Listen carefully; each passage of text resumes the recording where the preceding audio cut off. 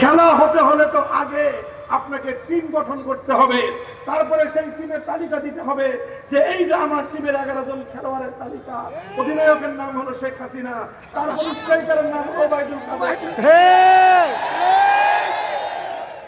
নাম নিয়ে আসেন 11 জনের প্লেয়ার, আমরাও দিব 11 জন প্লেয়ার, এরপরে সেনা খেলা হবে। আপনারা তো নাই, খেলা হবে কিভাবে? অর্থাৎ যখন খেলার সময় এসেছে এক পক্ষ উপস্থিত আরেক পক্ষ নাই, এটা খেলার রুল অনুযায়ী বলা হয় ওয়াকওভার। এটা এমনিতেই ডিক্লেয়ার হয়ে যায় যে তুমি বিজয়ী, তুমি পরাজিত। আমি ঘোষণা করলাম আসো আসো, আমরা ইসলাম অনুযায়ী ইসলামী রাষ্ট্র পরিচালনা করতে চাই, আমরা পূর্ণাঙ্গ রূপরেখা দাখিল করব। কিভাবে রাষ্ট্র চলবে, কিভাবে অর্থনীতি চলবে, কিভাবে পররাষ্ট্র মন্ত্রণালয় চলবে, কিভাবে স্বরাষ্ট্র মন্ত্রণালয় চলবে, রাষ্ট্রের প্রত্যেকটা সেক্টর সম্পর্কে বিস্তারিত রূপরেখা ইসলাম ধর্মের কোরআন এবং সুন্নাহ থেকে রেফারেন্স সহ সহ আমরা পূর্ণাঙ্গ রূপরেখা দাখিল করব 24 ঘন্টা পরের মধ্যে। আর অন্য ধর্মাবলম্বীদেরকে 24 বছর টাইম দিলাম। 24 বছরের মধ্যে তোমরা তোমাদের ধর্ম অনুযায়ী একটা রাষ্ট্রের প্রত্যেকটা সেক্টরের সমস্যার সমাধান বলতে তোমার ধর্ম কি বলেছে সাবমিট করো।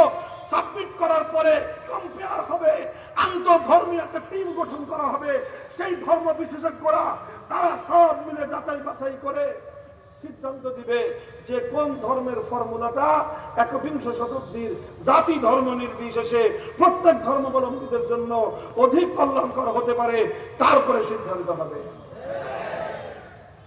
অত দূর যাওয়া লাগবে না, কারণ তারা এরকম কোন ফর্মুলা দিতেই পারবে না, তাদের ধর্মগ্রন্থে এগুলো নাই।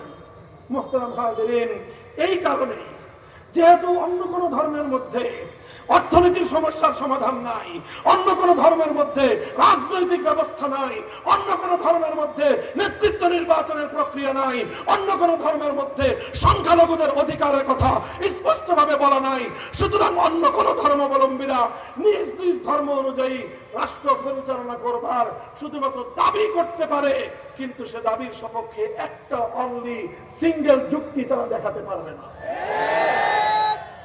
এই কারণেই যেহেতু তাদের কাছে নাই, মুসলমানদের কাছে আছে, এখন শুধুমাত্র ইসলামকে ঠেকানোর জন্যই এক নতুন ফর্মুলা তারা আবিষ্কার করেছে। এই কথাটা ভালো করে বুঝেন, যেহেতু তাদের কাছে নাই, ইসলামের কাছে আছে, ইসলাম পারে সব দিতে, আর এজন্যই মুসলমানরা 1000 বছর পর্যন্ত এই পৃথিবীকে পরিচালনা করেছে, ইসলাম ধর্ম অনুযায়ী পরিচালনা করেছে, রাষ্ট্র চলেছে ইসলাম অনুযায়ী, নেতা নির্বাচিত হয়েছে ইসলাম অনুযায়ী, সংখ্যালঘুরা অধিকার পেয়েছে ইসলাম ধর্ম অনুযায়ী, সারা পৃথিবীতে শান্তির রাজ কায়েম হয়েছে ইসলাম অনুযায়ী।